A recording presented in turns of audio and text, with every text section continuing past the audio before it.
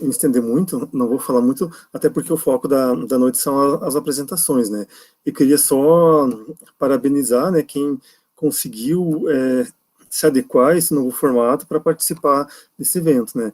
Então, a Contextos e Conceitos, ela é um evento tradicional já do Campus Palmas, assim, ocorre há muitos anos, é, e é claro que esse ano, sim, já era esperado, assim, que tivesse uma adesão menor por conta de todas as características, né, desse período de pandemia e de isolamento social.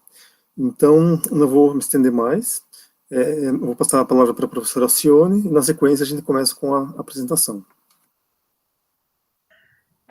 Eu também só gostaria de desejar boa sorte aí para os participantes, parabenizá-los pela disposição necessária nesse momento singular para realizar os trabalhos, o foco de todos, de estarem realizando neste momento esses trabalhos. Como o professor Rodrigo disse, a adesão, a gente observou que esse ano foi menor, por conta mesmo deste momento que estamos vivenciando. Porém, estão vocês aqui e com certeza já estão todos, são todos, estão todos parabenizados pela disposição em fazer esses trabalhos. Obrigada e acredito que possamos começar as apresentações.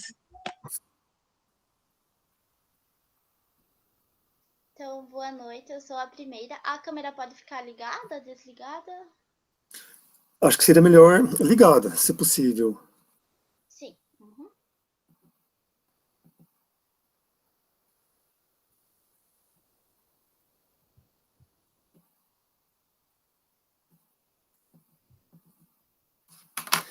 Assim que você quiser começar, Juliana, você pode começar. Sim, só um pouquinho.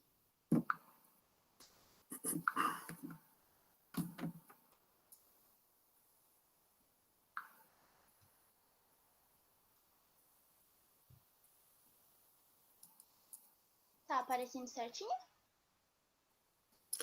Eu estou vendo as pastas, né? Isso, eu também.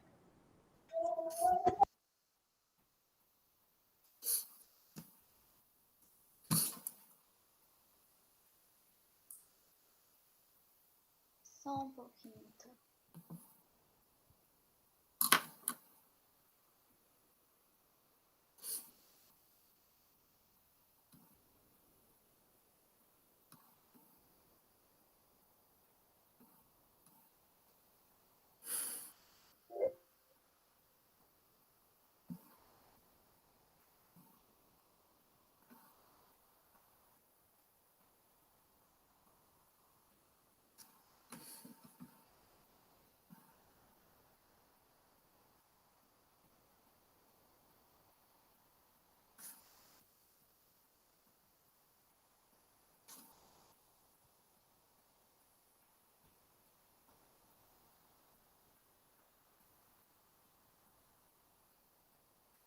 Ué, antes apareceu certinho.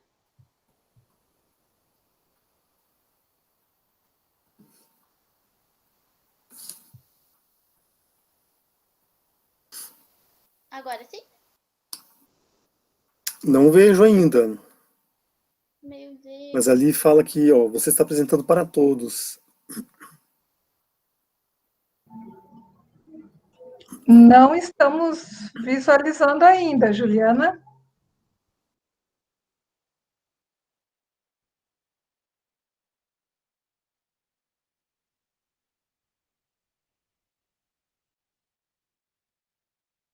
Pera, tô tentando. Acho que agora vai dar.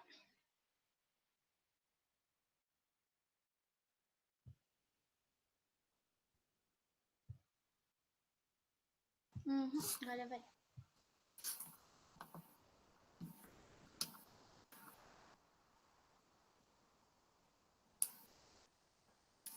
Deu certo agora, Juliana.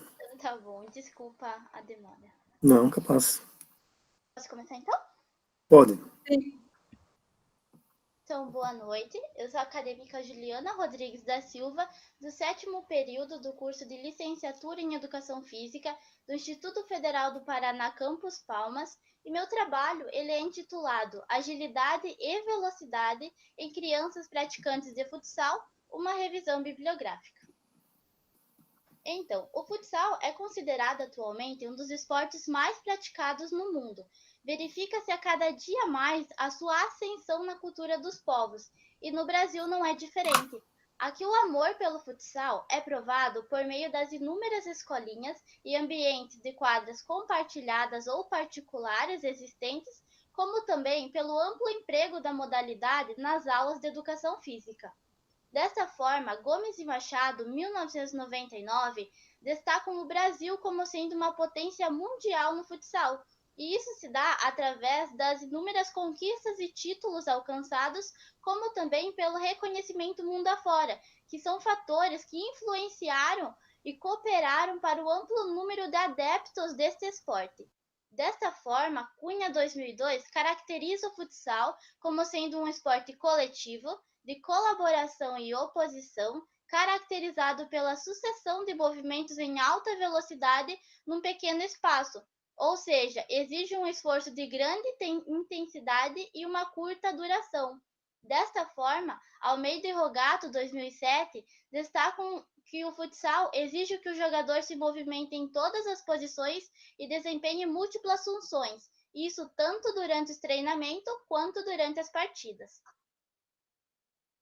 Ainda assim, considerado um excelente esporte e capaz de desenvolver diversos benefícios a seus praticantes, se assim o fizerdes de forma regular. E com criança, o mesmo ele se faz ainda mais fundamental, visto que Vygotsky, 1978, destaca que a fase dos 9 aos 11 anos é o período onde a criança apresenta uma sede enorme de conhecimento, ela busca sempre se desafiar nas atividades as quais ela realiza, e também é o período onde ela começa a entender e descobrir para que lado, para que áreas pendem as suas aptidões. Desta forma, o problema da pesquisa é: será que a literatura ela apresenta estudos referentes a essa melhora da agilidade e velocidade em crianças praticantes de futsal?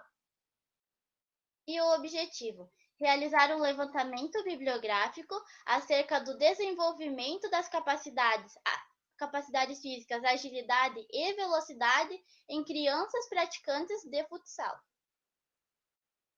Sendo assim, Silva e Silva, 2009, eles trazem que o futsal ele é um esporte de agilidade e velocidade, mas eles também destacam a potência, visto que há constantes sprints durante as partidas, principalmente nos contra-ataques. Há então essas jogadas de velocidade, saltos para cabeceios, tanto para marcar uma meta, quanto para defender a sua equipe. E, claro, as movimentações rápidas para se livrar da marcação dos adversários durante o jogo em si. E dessa forma, Heineken, em 2004, ele cita que jogar futsal é muito mais do que chutar uma bola e marcar gols. Existem valências físicas que devem ser desenvolvidas em seus jogadores e participantes.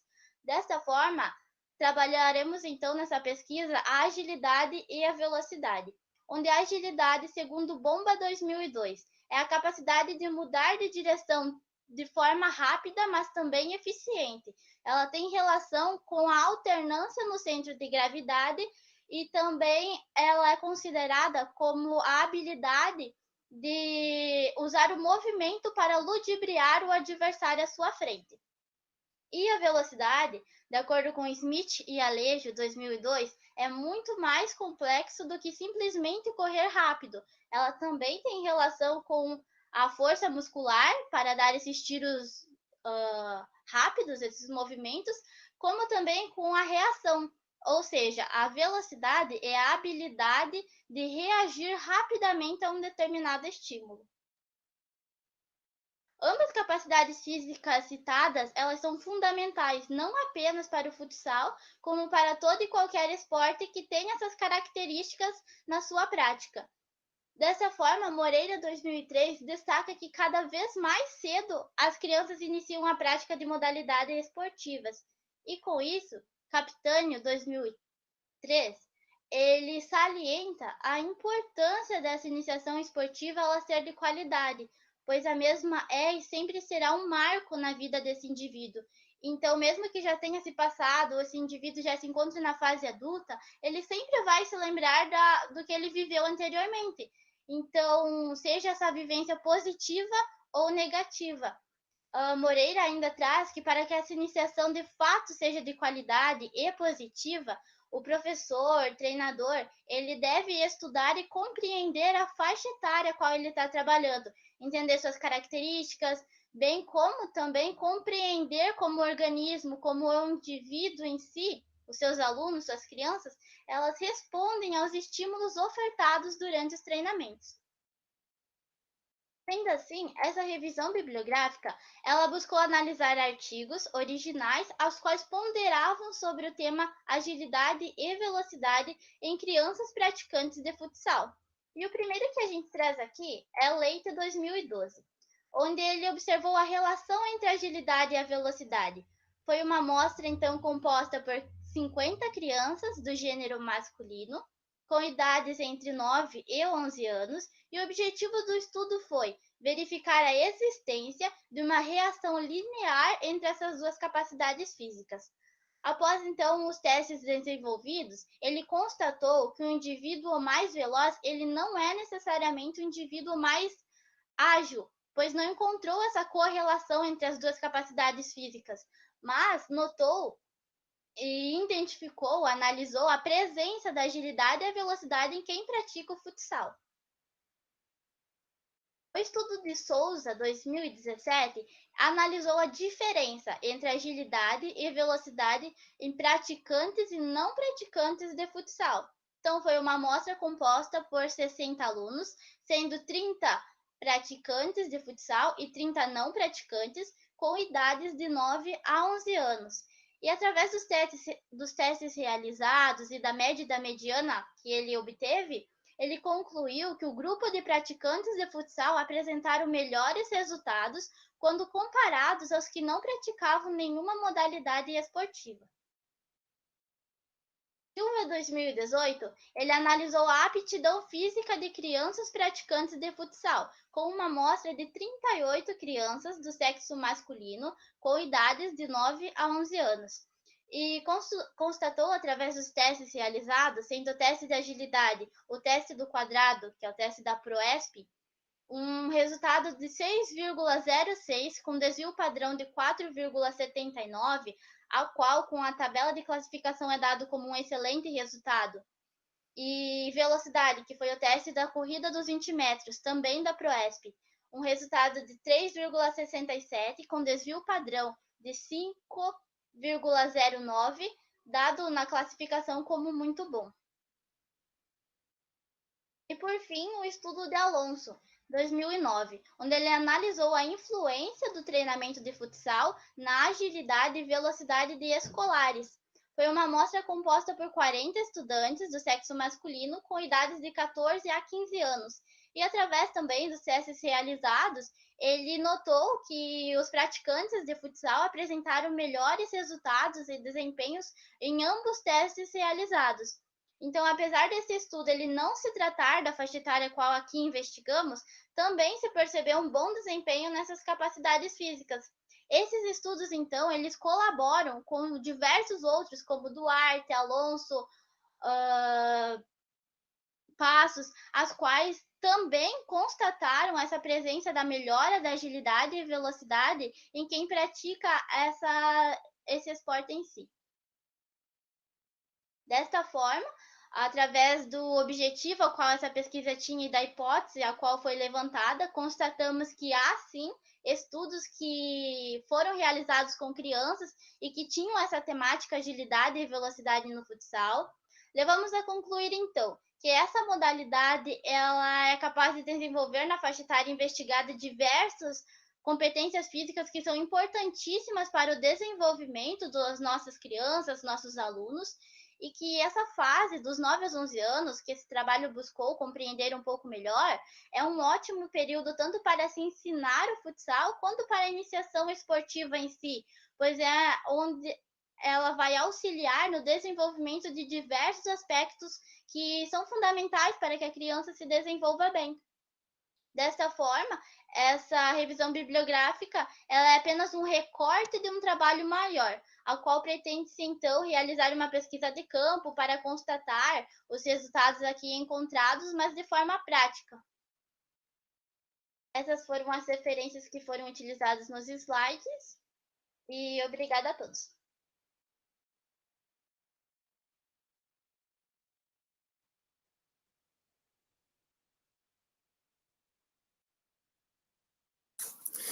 Então, obrigada, Juliana, pela apresentação.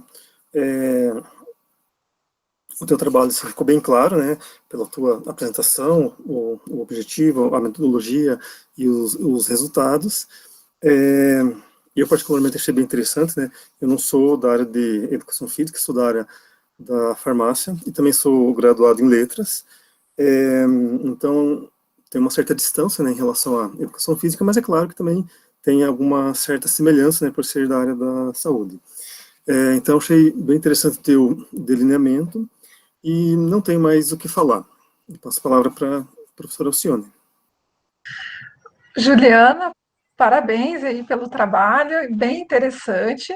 Eu tenho um filho de 8 anos, já está chegando nessa fase aí, então despertou bastante aí o meu interesse em relação ao seu trabalho. Sim, Bom, obrigada. as minhas perguntas primeiro, vou começar pelas considerações finais ali, e depois eu te faço as outras perguntas. Você falou que esse trabalho é um recorte de um trabalho maior de campo, né? É isso? Isso. Algo do tipo? Isso? Você poderia falar um pouquinho, bem rapidinho, um pouco mais sobre esse trabalho, quais são os objetivos desse trabalho de campo? Ele é somente, não é somente, mas seria só a revisão de literatura ou vocês iriam aplicar algum instrumento? Como é que funciona isso? Ele vai passar por comitê de ética, já passou? Então, esse trabalho ele foi montado para o TCC, ele já passou pelo Comitê de Hum, Ética, e a gente então realizaria os testes físicos, sim, em crianças praticantes de futsal, em uma escolinha aqui de Abelardo Luz, e em crianças que não praticam futsal, numa escola municipal também da cidade. Então, seria aplicado esses testes físicos, seria feito o período de intervenções com trabalhos que a gente desenvolveria, e novamente uma coleta de dados. Então, como não foi possível por conta da pandemia, a gente optou por uma pesquisa bibliográfica mesmo. entendi. Então, nesse aspecto que despertou a minha curiosidade em saber como seria essa pesquisa em campo, como vocês fariam esses testes físicos? Então, a gente escolheu dois testes. O primeiro seria o teste do quadrado, que é da Proesp, e o segundo teste da corrida dos 20 metros, que é um teste de agilidade, que também é da Proesp. A gente definiria um dia, aplicaria esses dois testes primeiro para quem pratica, num outro dia para quem não pratica e coletaria esses dados. Faríamos uma intervenção de 12 semanas, trabalhando atividades que melhoram a agilidade e a velocidade nessas crianças. E após isso, reaplicaríamos esses testes para analisar se houve diferença ou não, se quem pratica obteve dados melhores ou não. Entendi. Então, vocês fariam testes de agilidade e de velocidade com essas crianças, né? Seria isso. Sim. Entendi. Então, a minha próxima pergunta, mais duas, mas já vou fazer na sequência e você nos responde. O que você aprendeu com esse estudo e o que você considera que pode aplicar na sua área? Você, como profissional educadora física, eu acredito que o aluno ele já pensa lá na frente, né? Como eu posso aplicar isso? Então, como você imagina que isso pode ser aplicável dentro da sua área profissional? Então, através desse estudo, eu pude constatar a importância que tem de nós, como professores, como treinadores, estudarmos a faixa etária com a gente vai trabalhar. Não é simplesmente aplicar os exercícios para melhorar a agilidade e a velocidade. A gente tem que aplicar o que vai se adequar à faixa etária. Se eu trabalho com criança de 8 anos, eu vou trabalhar uma metodologia. Se eu trabalho com adolescentes, é outra. Então, a importância de estudar, né, a faixa etária, estudar como cada indivíduo ele reage diferente ao mesmo estímulo, compreender isso. Acho que seria basicamente isso. Legal, Juliana. Obrigado. Parabéns pelo trabalho. Bem interessante. Satisfeita.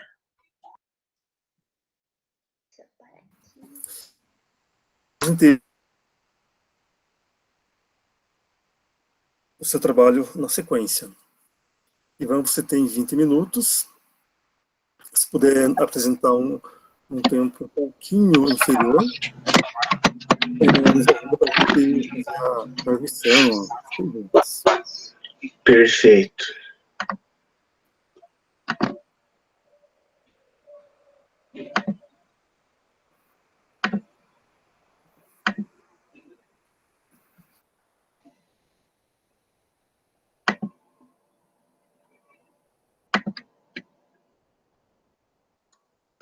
Todos conseguem ver? Sim. Ótimo. Então, boa noite a todos. Eu sou Ivan Silvestre Goulart, acadêmico do 8º período do curso de Educação Física e Licenciatura no Instituto Federal do Paraná, Campus Palmas. E vou apresentar agora, então, o meu trabalho intitulado Efeitos do Treinamento na Resistência de Força Muscular Abdominal em Escolares Adolescentes, uma revisão bibliográfica. Então, o trabalho, ele prioriza a qualidade de vida, onde, então, Agatão, Richien e Moraes, 2018, eles trazem que, para se ter a qualidade de vida, é preciso ter a união de alguns aspectos, que seriam, então, os aspectos físicos, os aspectos de convivência social, os aspectos emocionais, psicológicos, e entre outros. E, para isso, então, é necessário que esses aspectos, eles tenham um nível saudável, né? Todos estejam aí em um nível saudável para que a gente alcance, então, a qualidade de vida boa, no caso. E, em 2020, a Organização Mundial da Saúde, ela apresentou aí um trabalho, então, onde eles encontraram um aspecto, né, que vem baixando a qualidade de vida da população aí na sociedade industrializada, que seria, então, a dor nas costas. Cerca de 70%, então, dessa população, elas têm esse problema de sentir dor nas costas, então, segundo a Organização Mundial da Saúde, nesse ano de 2020. Então, por conta de que fatores, né, que as pessoas, elas vêm sentindo essas dores e, consequentemente, né, baixando aí a qualidade de vida. Os fatores são conhecidos aí, como, por exemplo, o sedentarismo, a má postura, o enfraquecimento de alguns grupos musculares e a falta de alongamento dos mesmos. Que aí, então, a gente entra com a região abdominal, que ela é de suma importância para a manutenção da boa postura e, consequentemente, aí, a manutenção da coluna lombar e também do corpo do indivíduo. Então, a região abdominal, ela faz parte aí de um grupo maior, né, o grupo do core, onde esse é responsável pelo equilíbrio central do nosso corpo, e ela está localizada centralmente, então. Então, na região abdominal, a única parte óssea que nós temos seria a coluna lombar, né? Então, fora isso, temos apenas a região abdominal, formando uma cinta, onde essa é responsável pela estabilização, então, da coluna, e pela proteção, né, dos órgãos ali situados, e por manter, então, esses no seu devido lugar. Então, a região abdominal é dividida por alguns grupos musculares, sendo eles, então, o reto do abdômen, o transverso do abdômen, oblíquo interno, oblíquo externo e o piramidal. Então, para a gente ter essa musculatura desenvolvida e também, né, melhorar a qualidade de vida do indivíduo, é necessário que ela tenha, então, aí as condições mínimas, que seria de resistência e de força muscular. Então, o Grupo VOA, em 2017, eles apresentam um trabalho onde que, para a gente desenvolver, então, essas características, essa valência física, né, na musculatura, precisamos de um programa físico, ou seja, de um programa aí onde a gente vai trabalhar com exercícios para desenvolver isso, onde, para a gente alcançar isso, devemos realizar exercícios onde o músculo ele se contraia pelo menos 15 vezes seguidas, ou seja, numa série de um exercício, tem que existir a contração 15 vezes para que conseguimos alcançar a resistência de força muscular, principalmente, então, ali na região abdominal.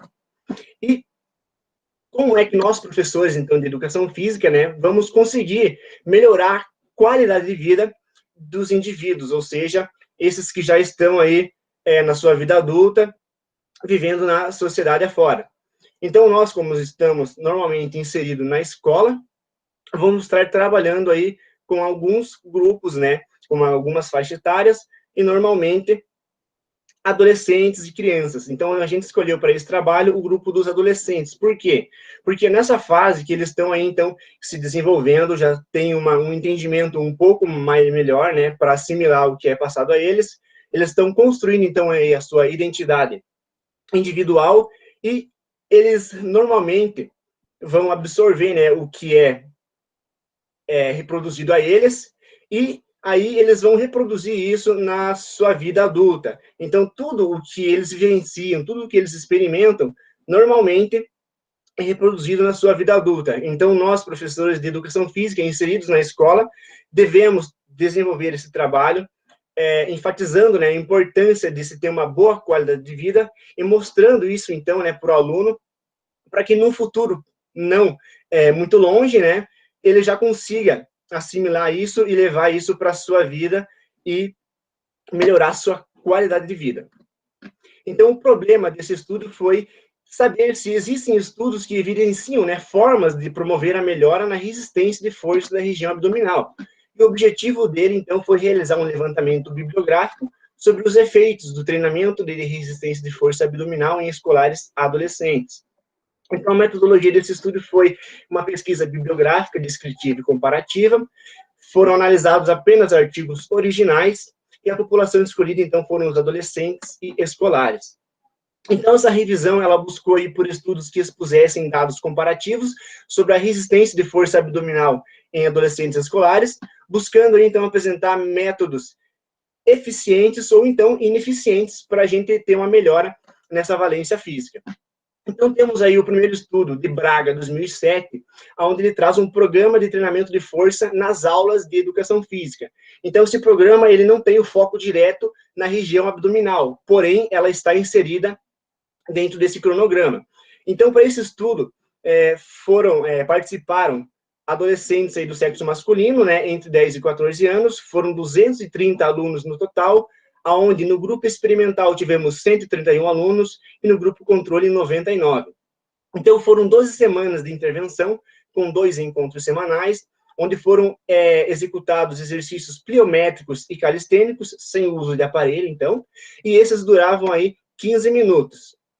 Então, o grupo experimental obteve ali, estatisticamente, né, uma melhora significativa, comparando, então, aí o grupo experimental e o grupo controle na resistência de força abdominal. Então, esse estudo, ele traz que a maturação sexual, ele conclui, né, que nessa fase ela não vai influenciar no ganho aí de força ou resistência, e sim, ele confirma que para ter, então, a melhora nessa valência física, precisamos aí de um programa de treinamento eficiente que vai ser necessário para a gente ter essa melhora.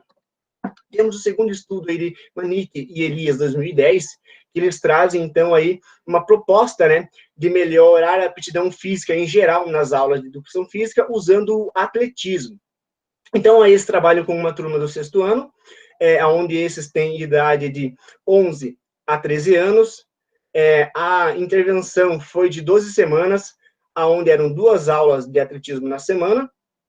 Foram 24 encontros de 50 minutos, onde 12 foram teóricos e 12 práticos. Então, nesse estudo, a gente tem que a média, né, do resultado da resistência abdominal no pré-teste foi de 35,33 com desvio padrão de 99, 35,33 repetições, né, abdominais, e no pós-teste tivemos 33,77 com desvio padrão de 0,87. Então, nesse estudo, a gente pode perceber que houve uma piora nessa valência física.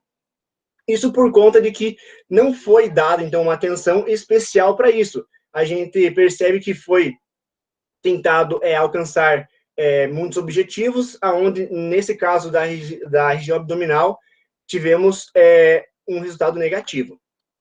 Então, temos o nosso terceiro estudo, onde esse sim, ele procura diretamente, né, o objetivo dele é desenvolver a força e resistência muscular abdominal em escolares, então não tem nenhuma outra valência física envolvida, aonde os masculinos têm idade, são alunos masculinos com idade de 9 a 11 anos, foram 29 indivíduos, o grupo experimental com 14 alunos e o grupo controle com 15. As intervenções foram de 8 semanas, com 2 encontros na semana, onde nesses tinham 3 sessões de 20 abdominais, com 90 segundos de descanso entre eles. Então, quando foi comparado, né, novamente ali, os resultados do grupo experimental e do grupo controle, observou-se, então, uma melhora de 21% na resistência de força aí, do grupo experimental se comparado com o grupo controle. E o último estudo que a gente vai apresentar aqui é o estudo de Souza e outros 2020, onde ele traz o treinamento do slackline como uma proposta, então, né, para o desenvolvimento de algumas valências físicas também, onde, então, a força de resistência abdominal estava entre elas. Então, nesse estudo, tivemos 14 adolescentes voluntários, estudantes aí do ensino médio, eram 6 feminino e 8 masculino, idades entre 14 e 18 anos. Então, foram intervenções aí de 8 semanas, com 25 encontros de 1 hora de duração cada. E no pré-teste, tivemos aí 26,4 repetições de abdominais aí, com o desvio padrão de 7,16, e no pós-teste tivemos 29,7 com o desvio padrão de 5,95. Então, a gente consegue observar aí uma melhora significativa após essa intervenção do treinamento de slackline. E uma coisa que todos os estudos tiveram em comum foi o protocolo, onde este foi o disponibilizado pela ProESP, o teste de resistência abdominal, sit-up. Então, através desses estudos, a gente consegue perceber que as intervenções propostas para melhora dessa valência física podem ser diversificadas, ou seja, ela possibilita que o professor alterne a metodologia. Então, ele não precisa seguir apenas um caminho para alcançar o objetivo. Ele tem várias opções de acordo com o que ele achar melhor naquele momento. Então, desde, né, que ele se atente aos princípios da resistência de força e da individualidade dos seus alunos, né? Então, como a gente viu no estudo ali, a gente deve evitar também de buscar desenvolver múltiplas capacidades físicas. Ou seja, é aquela velha história, né? A gente não vai conseguir salvar o mundo com uma aula apenas. Então, sempre devemos focar no objetivo e seguir nele para que não haja, então, uma divergência de resultados. E também a gente consegue perceber que é um déficit de produção literária atualizada com intervenções focadas diretamente na região abdominal e também com adolescentes, né? Com a faixa etária aí acima dos 15 anos, pelo menos. Tivemos apenas um estudo com essa faixa etária. E esse estudo também é um recorte de um trabalho maior desenvolvido para uma pesquisa de campo, a qual ainda não foi realizada por conta, então, né, de todo esse problema que estamos vivenciando, que é o coronavírus. Essas são as referências utilizadas no trabalho, e muito obrigado pela atenção de todos.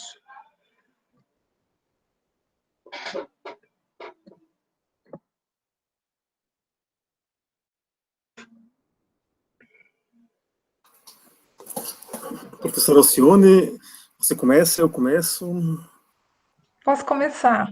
Tá.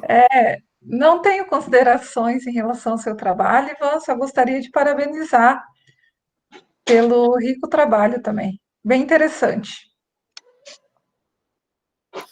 Bom, Ivan, eu tenho algumas pequenas considerações aqui, mas no intuito de sugerir talvez umas possíveis adequações para apresentações futuras, né?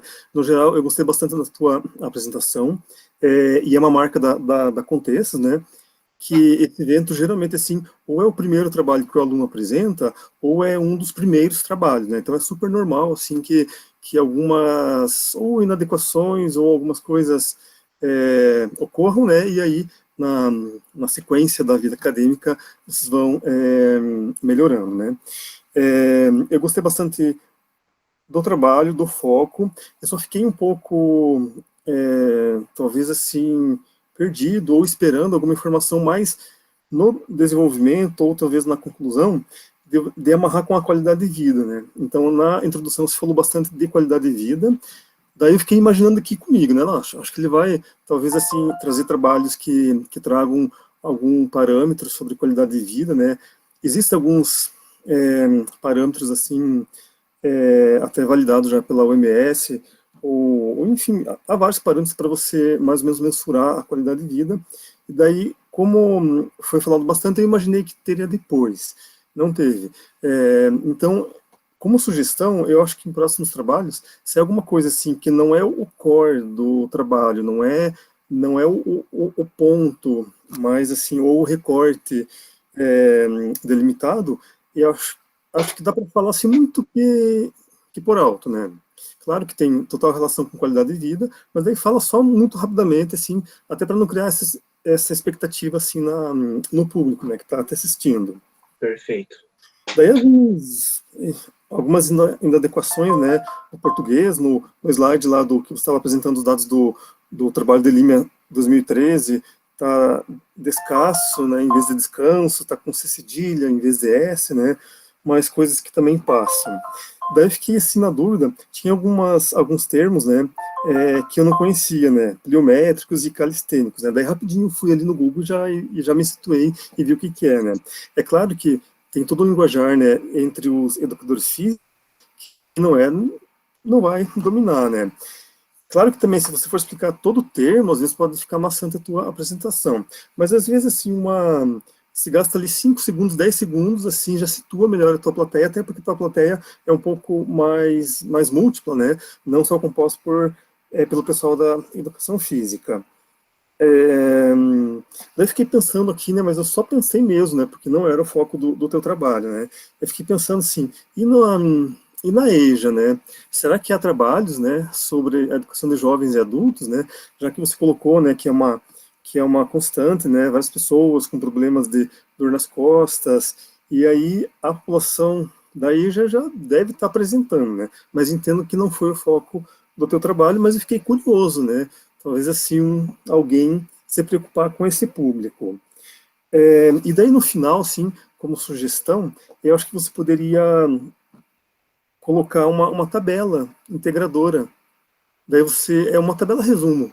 Daí, como não é uma infinidade muito grande de trabalhos, né, nem de dados, acho que você apresentou muito bem, mas acho que no final você fecharia assim com uma tabela resumo, uma tabela integradora, acho que fica mais assim, amarrado assim no final. Mas no mais, assim, parabéns, assim, gostei do teu trabalho. Já me estendi bastante, né, já estamos entrando no 1 minuto, né, no tempo da Cassiana, então eu vou passar a palavra para a Cassiana.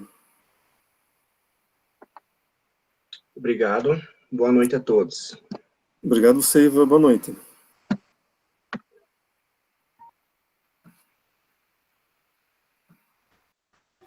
Boa noite. Gostaria de cumprimentar a todos aqui presentes. Boa noite, Cassiana.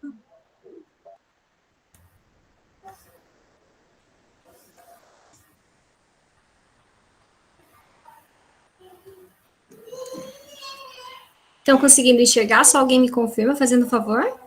Sim. Sim. Perfeito. Eu me chamo Cassiana de Mello Langer, sou acadêmica do curso de farmácia.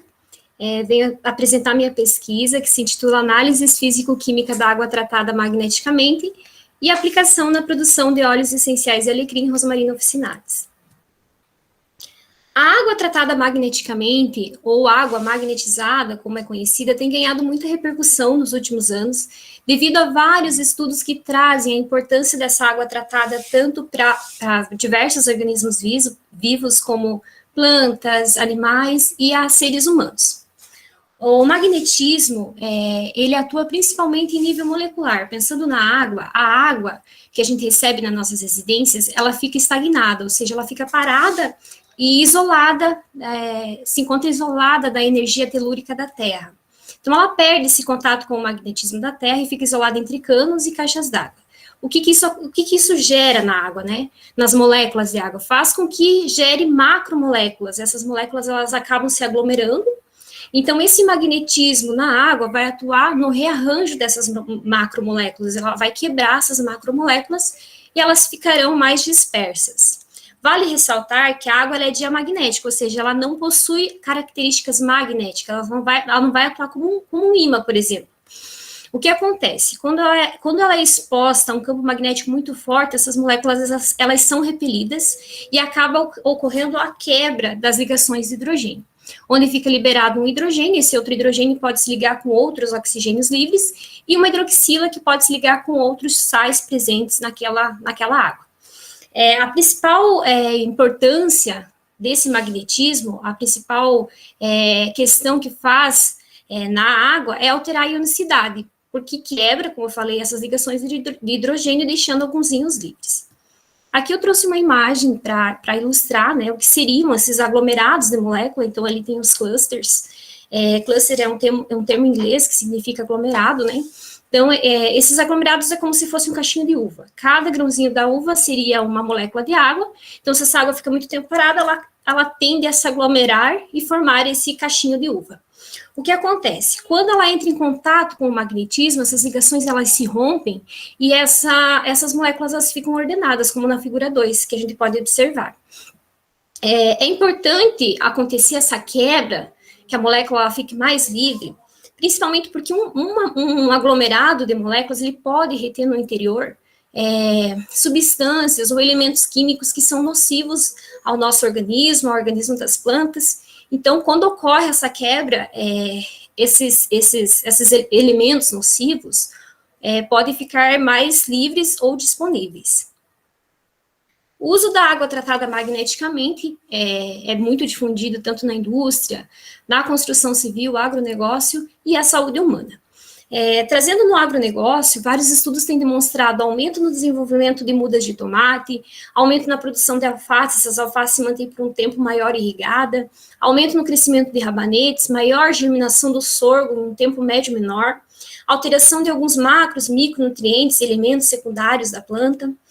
Um desses elementos, podemos falar dos óleos essenciais. Sabe-se que os óleos essenciais, eles demandam uma grande quantidade de irrigação de água de boa qualidade para a sua produção, né, para que a planta produza o óleo essencial.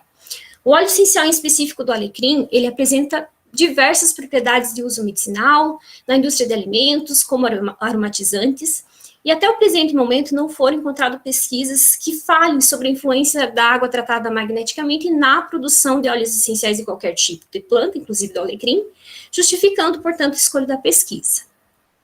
Então, o objetivo da minha pesquisa foi analisar se há alterações físico-químicas e moleculares na água tratada magneticamente e verificar a influência da água tratada magneticamente na produção de óleos essenciais do alecrim.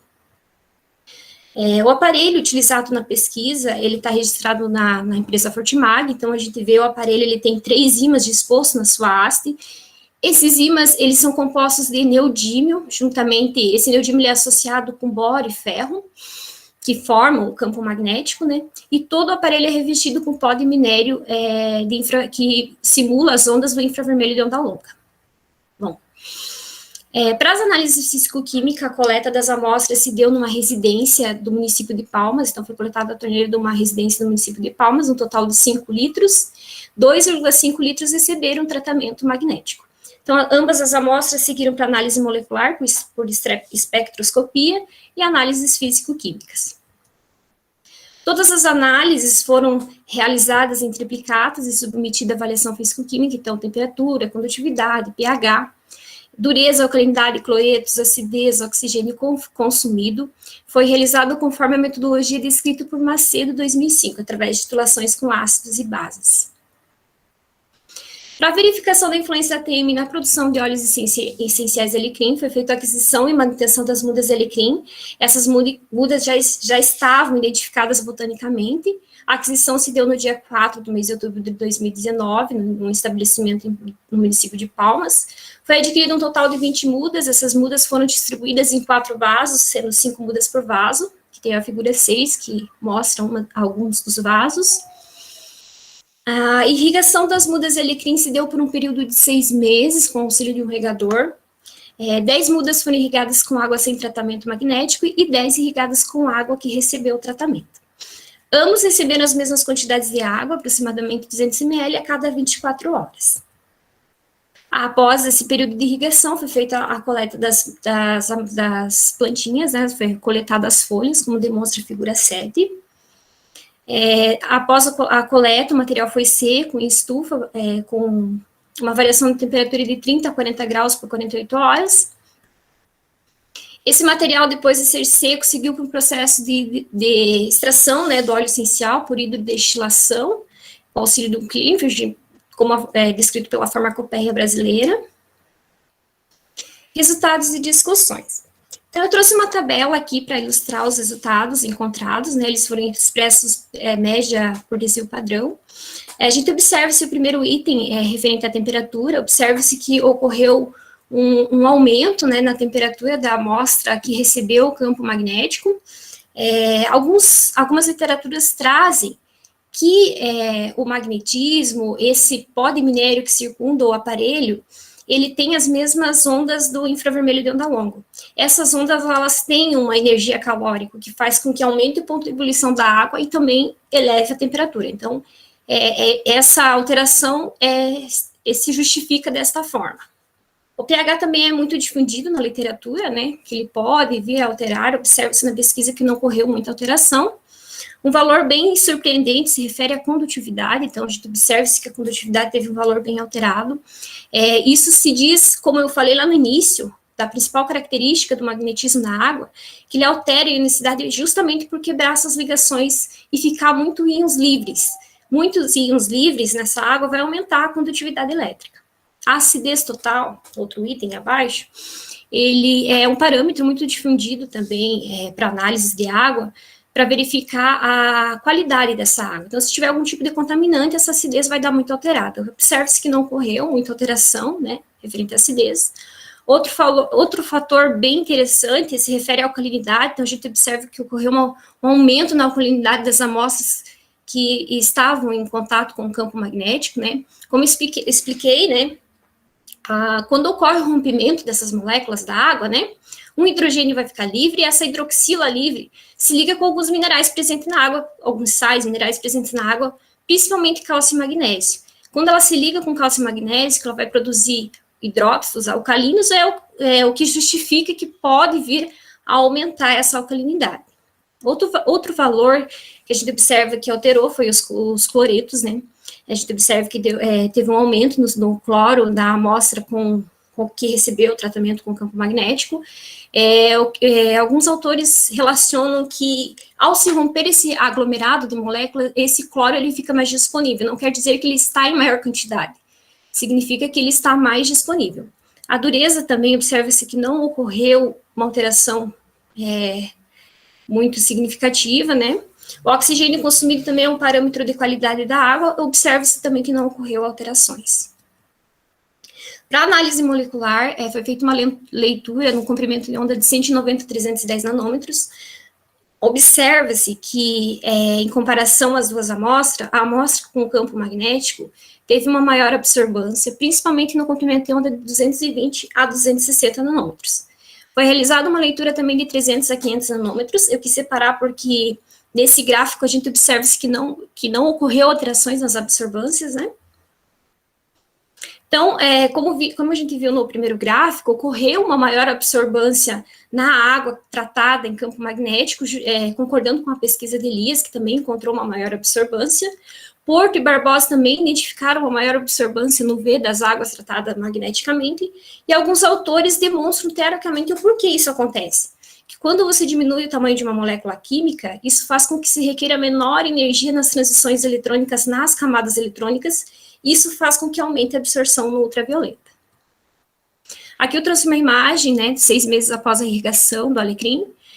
O intuito do trabalho não é fazer uma análise macro, mas eu quis trazer uma imagem para ver como a diferença foi visual. Então, a primeira figura demonstra as mudas que não foram irrigadas com água tratada, desculpa, e a figura 19, as mudas que foram irrigadas com água sem tratamento. O resultado para óleos essenciais, a figura 20, são as amostras que foram irrigadas com água sem tratamento. Observe-se que ocorreu a produção de óleos essenciais, porém, pela pequena quantidade não foi possível quantificar. Já na figura 21, são as amostras que foram irrigadas com água tratada magneticamente. Observe-se que ocorreu a produção de óleos essenciais e foi possível quantificar. Quantificou-se 3,17%. Aqui eu trouxe alguns valores de alguns autores que encontraram também porcentagens de óleos essenciais pelo mesmo método, por hidrodestilação, mas sem o uso da irrigação com água tratada magneticamente. Então, o método ele foi eficaz, né, para a extração do óleo essencial. A produção de óleo essencial é influenciada por diversos fatores, como o clima, adubação, a quantidade de irrigação, a exposição solar. Observe-se que as duas amostras, né, receberam essas mesmas condições. A única diferença foi o tipo de água que foi fornecido, que uma amostra recebeu água sem tratamento magnético, e a outra amostra recebeu tratamento com água tratada magneticamente. Então, tendo em vista isso, verifica-se que a água tratada magneticamente influenciou na produção da planta irrigada influenciou, né, na produção dos óleos essenciais da planta. Então, considerações finais, os resultados apresentados nessa pesquisa evidenciam, né, as diferenças químicas entre as amostras. Ocorreu uma influência positiva na produção de óleos essenciais, então isso pode representar uma maior rentabilidade, e sugere-se análises periódicas, né, com uma diversidade maior do tipo de água, e também o acompanhamento anual da extração dos óleos essenciais de alecrim. As referências utilizadas nos slides. Agradeço ao Instituto Federal do Paraná pelo apoio nas análises, e a minha orientadora, a professora Camila, por todo o auxílio. Obrigada.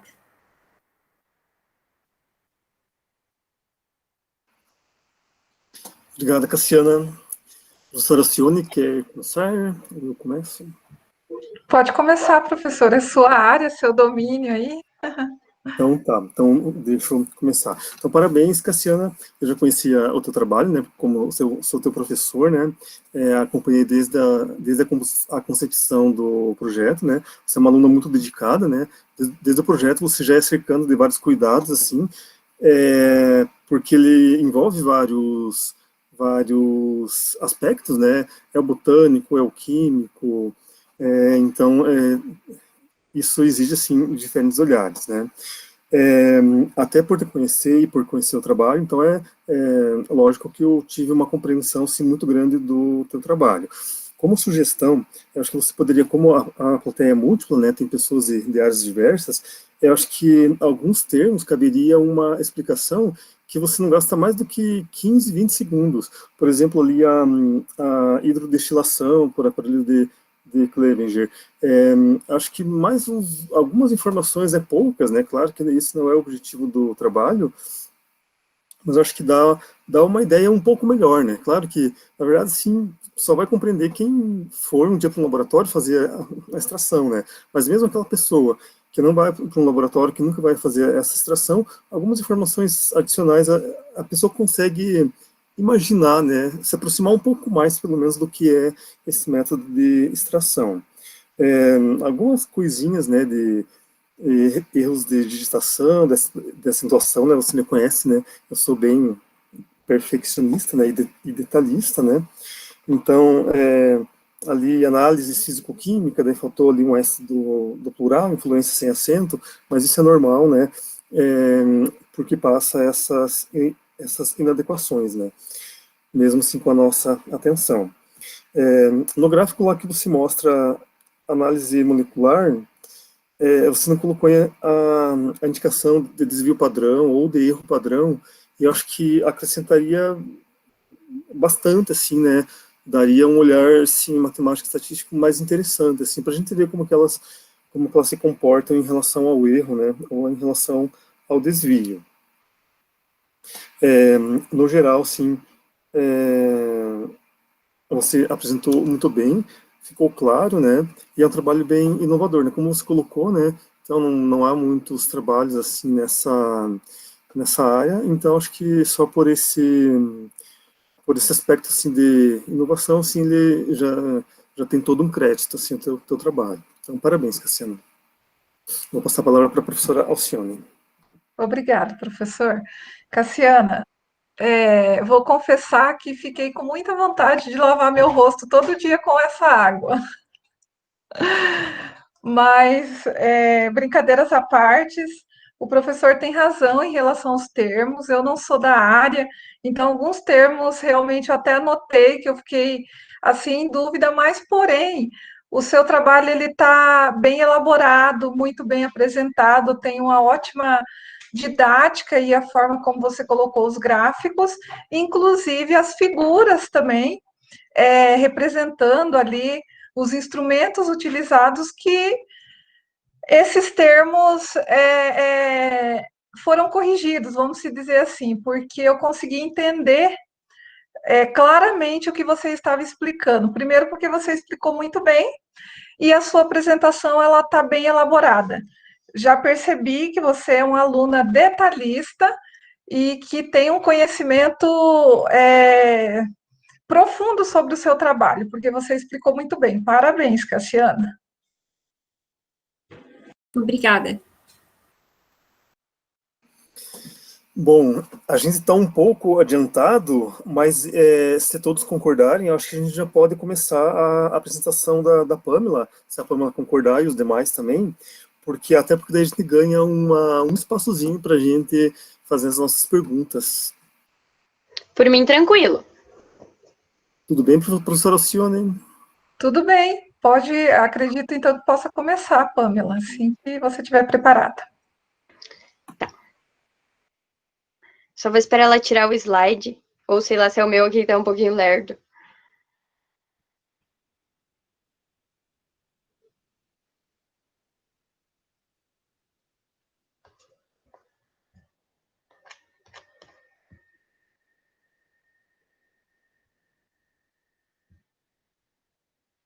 Tá aparecendo para todo mundo? Está aparecendo. Sim. Posso começar? Sim. Pode. Então, boa noite a todos. Eu me chamo Pamela, sou acadêmica de enfermagem do Instituto Federal do Paraná, Campus Palmas, e vou apresentar o trabalho intitulado como Drogas na Adolescência, Perfil do Primeiro Consumo.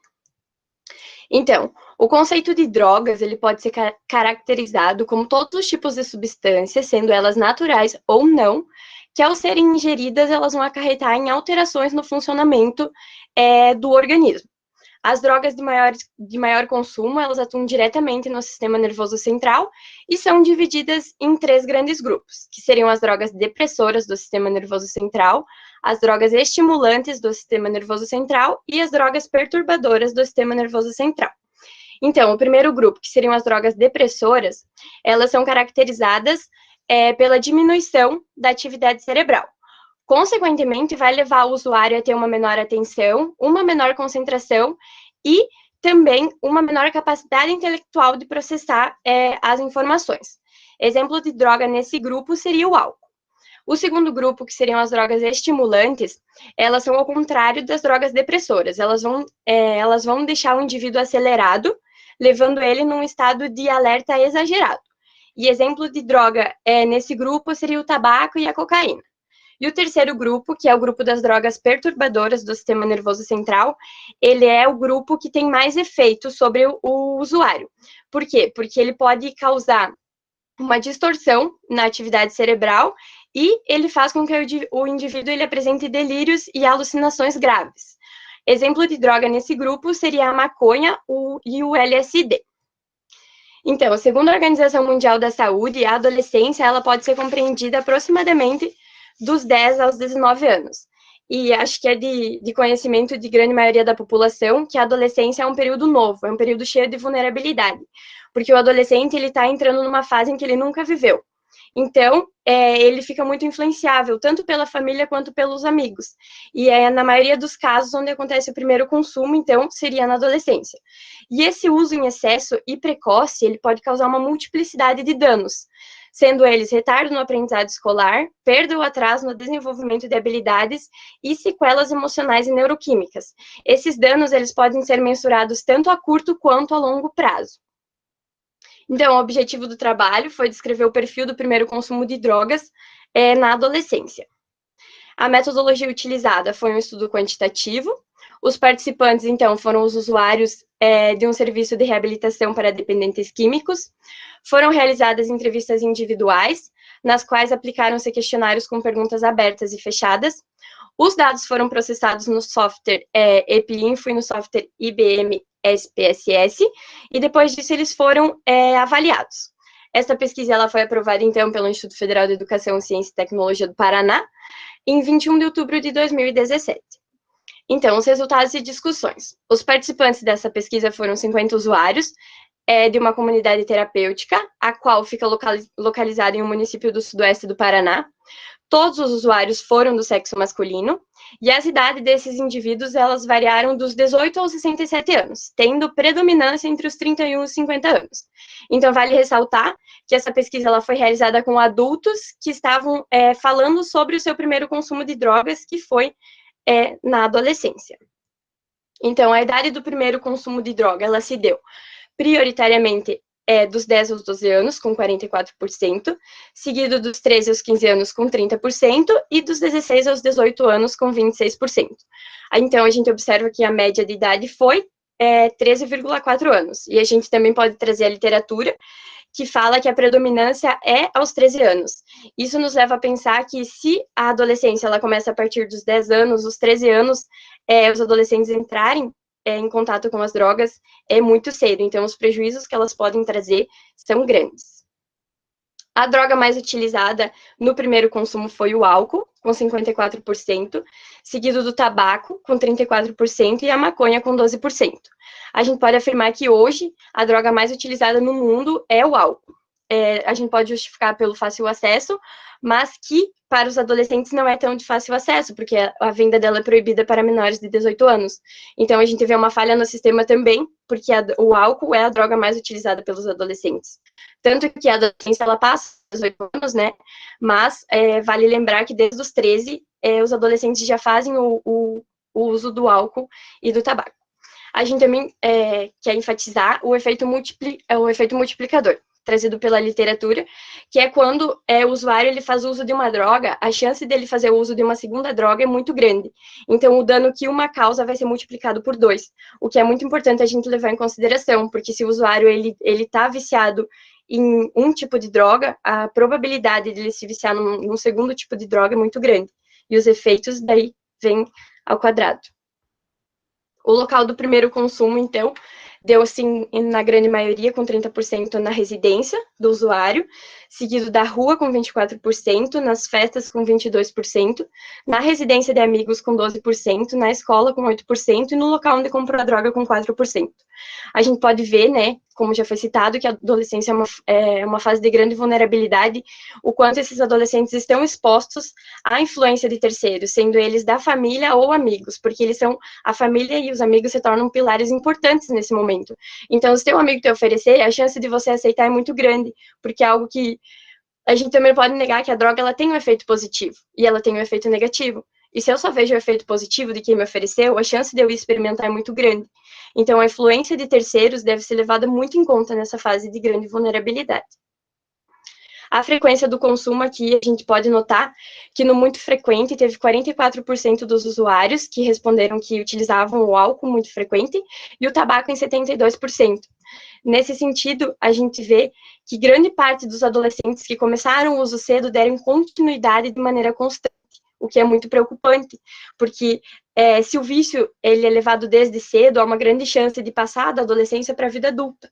E a chance de parar com esse vício, a gente sabe que envolve muita coisa, e, enfim, que se desenvolver esse vício, é uma coisa que vai causar muitos efeitos negativos a longo prazo. Mas a gente tem que levar em consideração também que muitos dos adolescentes têm percepção sobre o prejuízo desse uso e desses riscos que causam à saúde e que muitas vezes dizem não. Por isso que, como profissional da saúde, a gente tem que desenvolver ações onde os adolescentes sejam os protagonistas.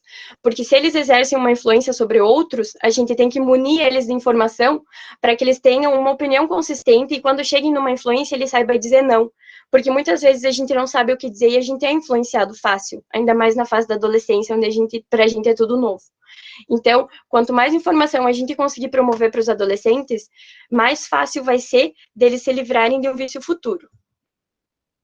Então, a partir do exposto, a gente conclui que os adolescentes eles estão experimentando substâncias psicoativas precocemente, cada vez mais cedo, dos 13 pode ser que venha a diminuir, há uma grande chance disso acontecer, e os prejuízos que elas causam é a longo prazo, né? Então, a influência de terceiros é um fator de predisposição, ainda mais numa fase onde o adolescente apresenta grande vulnerabilidade. As drogas mais consumidas e aceitas pelos adolescentes foram o álcool e o tabaco nesse estudo, talvez pelo fácil acesso, talvez por ser uma droga que possa ser consumida em qualquer lugar. E a participação da enfermagem na produção de trabalhos científicos contribui para o conhecimento das atitudes dos adolescentes em relação ao uso dessas drogas. Quanto mais a gente entende o porquê eles usam as drogas, mais a gente consegue intervir. Então, a produção desses trabalhos que visam trazer um perfil, trazer um conhecimento maior é muito importante, que tem que ser continuada para que quanto mais informação a gente tenha, mais a gente consiga repassar para que eles consigam formar uma opinião sobre o certo, sobre o errado, sobre o que faz bem, sobre o que faz mal, cada vez mais cedo. Essas foram as referências utilizadas. Era isso, meu muito obrigada.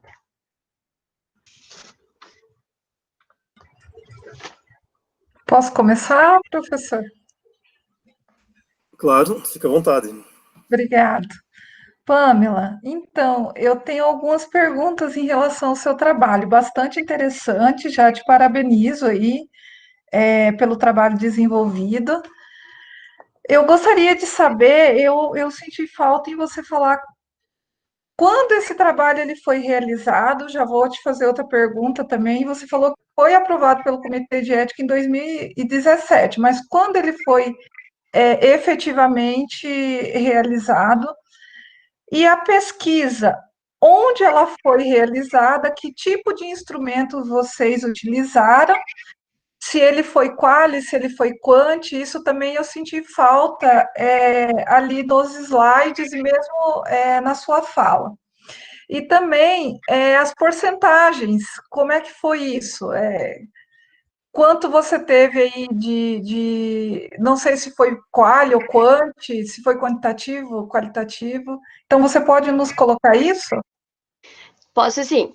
Então, essa pesquisa, eu participei de um grupo de pesquisa. Quem fez a pesquisa em si foi a Amanda, que hoje ela já é enfermeira, ela já é formada.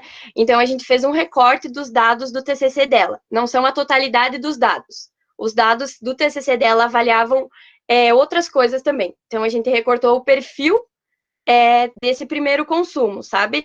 Porque o trabalho em si, ele visava explicitar a influência do familiar no primeiro consumo. Então, a gente apenas tirou o perfil do primeiro consumo. E ele foi realizado no ano de 2017, então, o trabalho na íntegra para apresentação do TCC da Amanda. Eu perdi alguma pergunta no caminho? Que instrumento vocês utilizaram? Quanti, quali? Então, nesse que a gente tirou aqui foi quanti, porque a gente apenas pegou os dados, né? A gente o que interessava para a gente era a quantidade em cada uso, né? De que e quando. Mas a pesquisa em si, eu acho que inteira ela foi quanti e quali. Entendi. No caso, o trabalho é só um recorte. E onde ela foi realizada? Foi em Pato Branco. Que local de Pato Branco lá? Foi CAPS? Não, foi num centro de reabilitação. É tipo que se fosse de usuário de droga, um centro de reabilitação. Entendi. Mas aí foi realizado pela outra aluna, né? Que é Isso.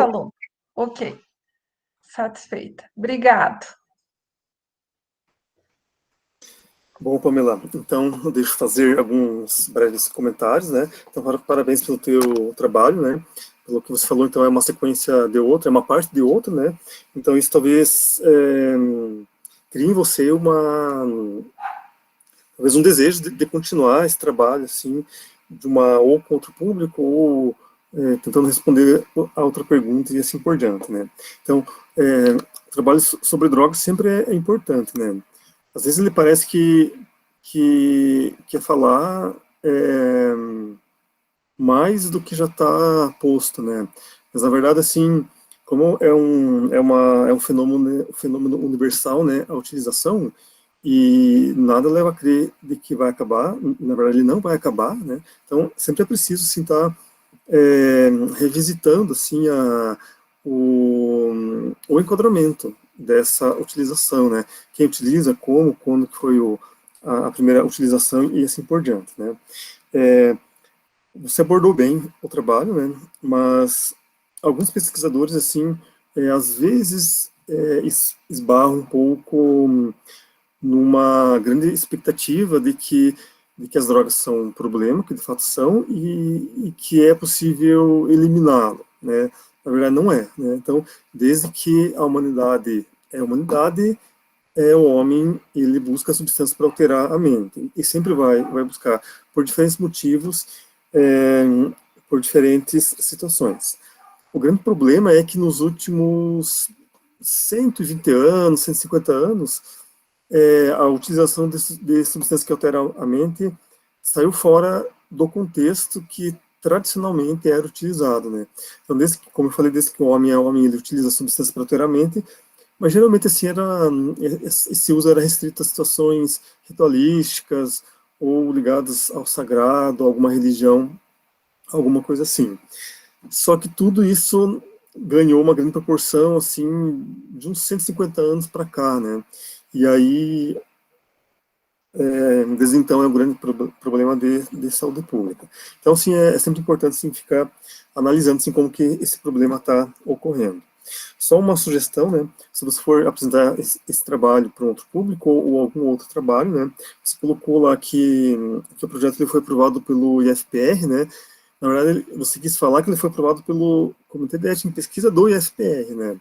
E aí tem uma diferença substancial. Eu entendi, né, que ele foi aprovado pelo CEP, mas se você não frisa isso, né, é uma informação que tem que ser enfatizada, pode parecer que ele apenas tramitou numa instância interna, mas diferente do CEP, e aí isso pode comprometer a validade dos seus dados, né? Então, sempre frisa que o projeto foi encaminhado para o Comitê de Ética em Pesquisa, no caso do IFPR, né, ou se for de outra instituição, cita de qual é esse CEP, e que foi aprovado, enfim, tem que enfatizar essa informação. Então, seria isso, Pamela. Não tenho mais também o que falar. Eu acho que então a gente passa a palavra para Kátia Farias. A gente está com uns minutinhos adiantado, mas se ela aceitar apresentar antes, ela pode iniciar a apresentação, senão também a gente espera o horário das 21h05.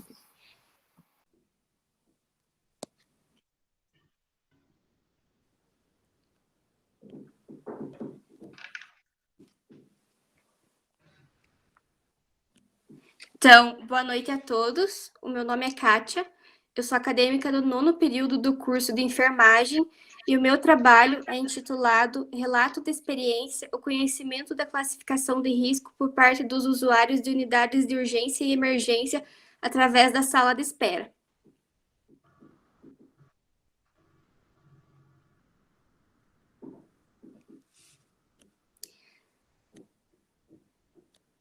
Nas últimas décadas, durante a grande transição demográfica e epidemiológica, o Sistema Único de Saúde percebeu a necessidade de criar políticas de urgência e emergência, então implementou as unidades de pronto atendimento 24 horas, também chamadas de UPAs, que tem como objetivo prestar assistência de urgência e emergência de média complexidade, onde atuam profissionais capacitados como enfermeiros, técnicos de enfermagem e médicos que atuam na estabilização desses usuários até o transporte para alta complexidade, como os hospitais.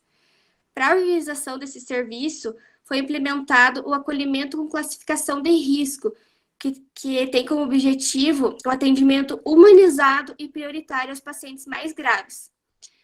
Para usar esse protocolo, ele foi baseado em protocolos internacionais, como o Australian Triage Scale, o Canadian Triage Scale e também o Manchester Triage System, que é o mais utilizado no Brasil e recomendado pelo Ministério da Saúde. Então, o protocolo de Manchester, ele possui 5 níveis de gravidade. O nível 1, que é a emergência, que é classificado na cor vermelha, onde os pacientes devem ser atendidos imediatamente em 0 minutos. O segundo nível é o muito urgente, classificado na cor laranja, onde esses pacientes devem ser atendidos praticamente imediatamente, sendo em até 10 minutos. O terceiro nível é o nível urgente, que é classificado na cor amarela, sendo que esses necessitam de atendimento rápido, mas podem aguardar até cerca de 60 minutos. O quarto nível é o pouco urgente, classificado na cor verde, onde esses pacientes podem aguardar até 120 minutos e podem aguardar o atendimento ou serem referenciados para outros setores de saúde. O quinto e último nível é o não urgente, classificado na cor azul, onde esses pacientes podem aguardar o atendimento por até 240 minutos ou podem ser também referenciados para outros serviços. Apesar do uso desses protocolos, ainda se percebe uma grande fragilidade, que é a superlotação, devido à grande demanda dos usuários. Através dessa problemática, foi realizada a atividade de sala de espera com os usuários de uma unidade de pronto atendimento. Então, o artigo ele trata-se de um relato de experiência, que é uma ferramenta da pesquisa descritiva que tem como objetivo fazer uma reflexão de uma situação vivida de relevância científica. A atividade foi realizada por uma acadêmica durante o 6º período de enfermagem, nas disciplinas de cuidados de enfermagem aos pacientes em situações críticas e cuidados de enfermagem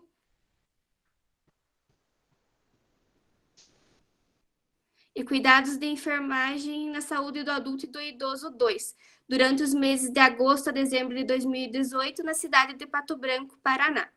O instrumento utilizado foi a sala de espera, por ser um ambiente onde ocorrem muitos eventos, tanto psíquicos como coletivos, onde os profissionais de saúde podem fazer proveito, realizando a educação em saúde, que nada mais é capacitar o próprio usuário na sua qualidade de vida. Então, a educação em saúde ela foi realizada sobre o acolhimento de classificação com risco através do protocolo de Manchester.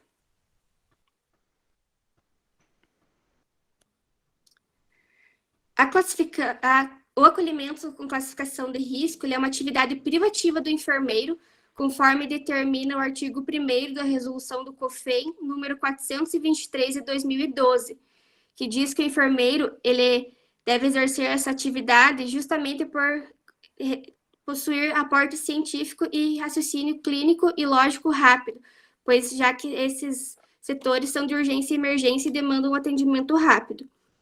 Essa classificação de risco e o acolhimento, eles priorizam a humanização e a priorização do atendimento. No entanto, durante os setores de triagem, a gente percebe que há uma desumanização, pois muitas vezes os usuários eles não são informados de qual classificação e nem o tempo de espera que eles receberam, e o que acaba gerando grandes caos nas unidades devido ao estresse tanto dos pacientes, que são usuários desse sistema, como da própria equipe. Então, percebe-se que a falta de conhecimento e do fluxo de sistema gera um grande caos. Então, foi realizada a atividade, sendo que essa atividade foi realizada oralmente e através de banners, considerando todas as dificuldades que os usuários presentes na sala poderiam apresentar, como dificuldade visual, dificuldade auditiva e também o fato de poderem serem leigos no tema e também analfabetos.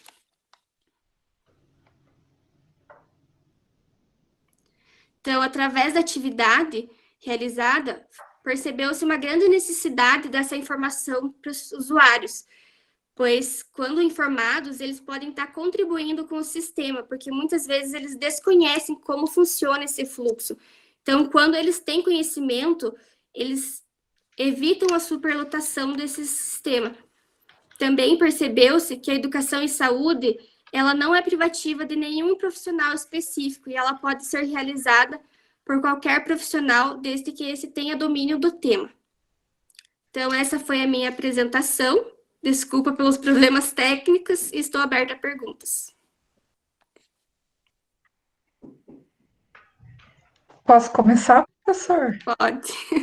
Fique à vontade. Obrigada. Kátia, parabéns pela sua apresentação. Esse trabalho é bastante interessante, né?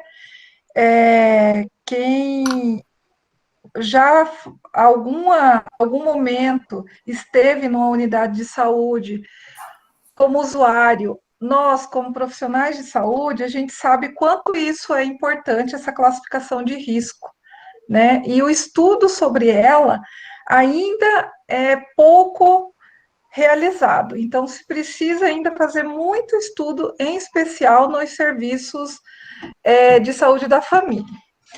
A minha pergunta para você é em relação a como se faz essa classificação de risco, assim, efetivamente dentro da estratégia de saúde da família. Eu senti falta de você explicar um pouco mais isso, explorar um pouco mais isso, tá? Dentro do seu trabalho.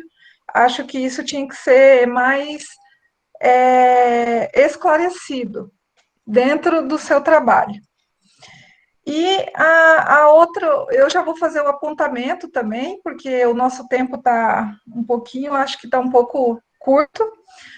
Em relação ao slide que você colocou lá, a ilustração das classificações de risco, é importante você colocar a referência, né? Que a nossa referência é o Ministério da Saúde.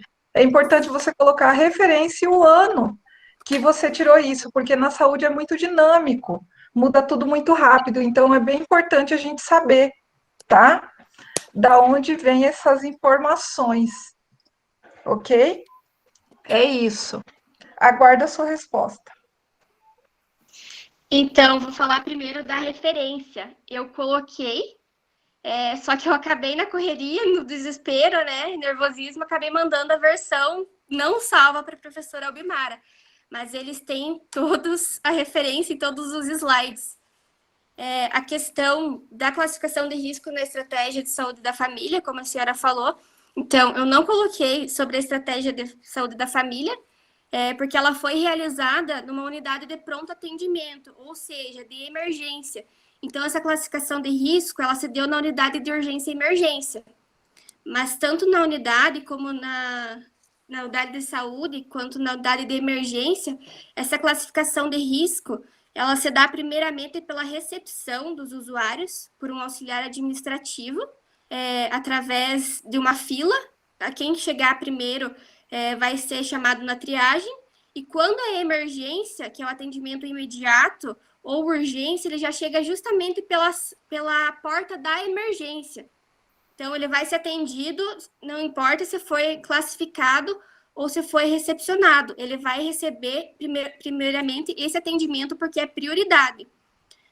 Então, essa classificação de risco, quando não é emergência, quando não é muito grave, que ele já começa direto na recepção, ele é passado, então, para o enfermeiro vai atendendo por ordem de chegada, então ele vai fazer uma avaliação através do exame físico de sinais vitais, a queixa do paciente, desde quando, o que ele está apresentando.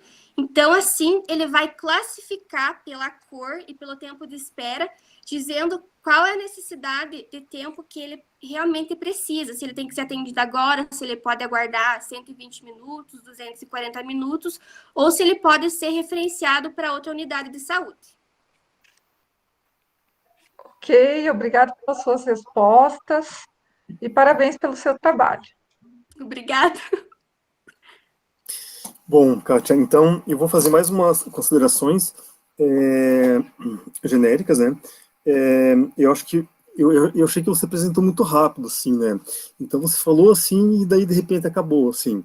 E eu senti que você começou muito bem muito segura, e daí talvez em algum momento eu senti que por algum motivo assim, você ficou um pouco insegura. Talvez assim pelo nervosismo do arquivo, né, que demorou, assim, mas na verdade, assim, como a gente estava com o tempo adiantado, né, não foi demora, né, foi no tempo certo.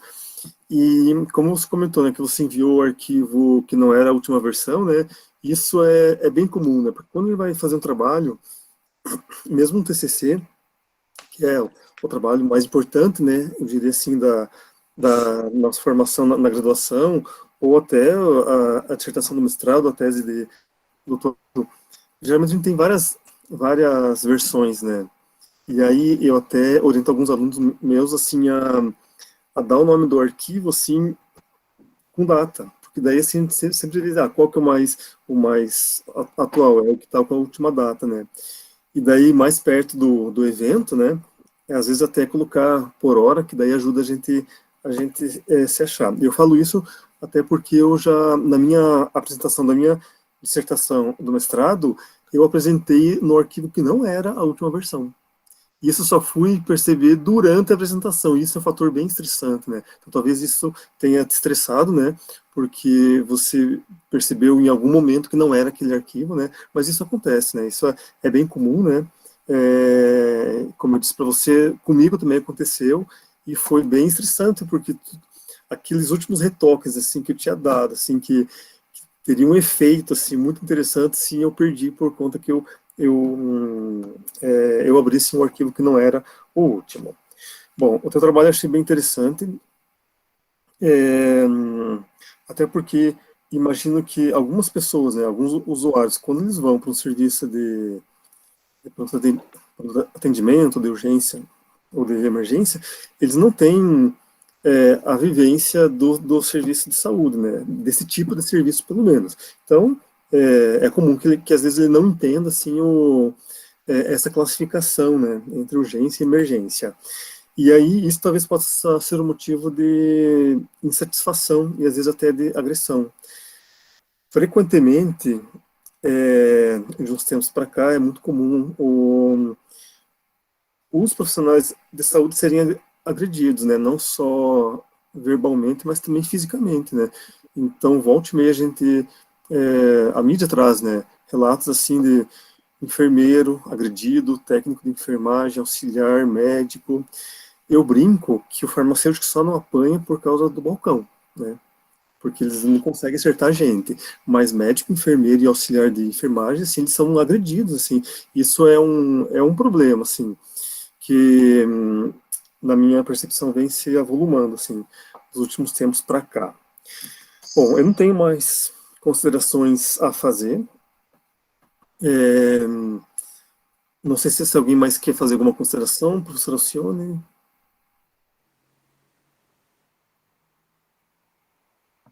Ok, Kátia.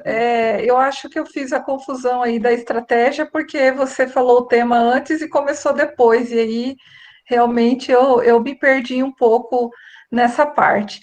Mas o seu trabalho é muito interessante, sim, e é condizente aí com o que o professor Rodrigo falou em relação à importância de ter essa classificação de risco no pronto atendimento, nas unidades de emergência por conta mesmo de respeito à necessidade de se fazer um trabalho melhor dentro desses serviços de saúde.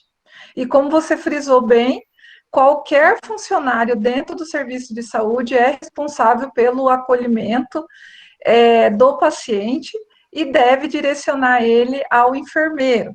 Outra coisa bem importante no seu trabalho que você colocou, a importância de educar, de orientar esse usuário quanto o que é e como se dá a classificação de risco. Bem interessante mesmo o seu trabalho. Parabéns para você e parabéns para a professora Albimara. Obrigada. Eu só queria falar que realmente é muito comum os profissionais serem agredidos, tanto verbalmente quanto fisicamente, justamente por causa dessa falta de conhecimento. Muitos acham que é como na unidade básica de saúde, onde muitas vezes eles precisam chegar às 5 horas da manhã para pegar as fichas, né? E realmente eles chegam na unidade de pronto atendimento e eles acabam achando que é pela ordem de chegada. E muitas vezes funcionários até nem têm culpa, né?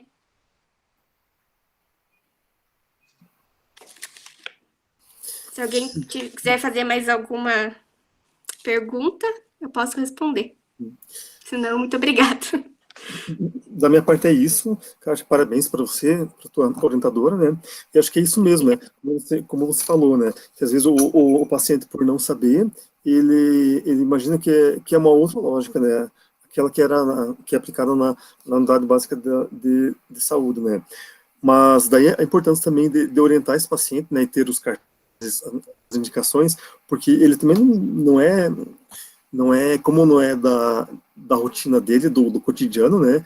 Então, e ele vai assim por uma situação ou de emergência ou de urgência. Então, a última coisa que ele vai pensar é como que funciona, né, o fluxo. Ele vai porque realmente ele está precisando desse serviço, né?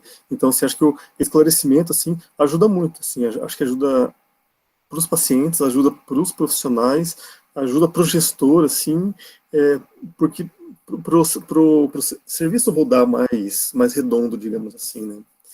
Então seria isso. Não tem mais nenhuma consideração. Da minha parte, eu encerro. Se a professora Alcione quiser complementar alguma coisa, ou a professora Mariana.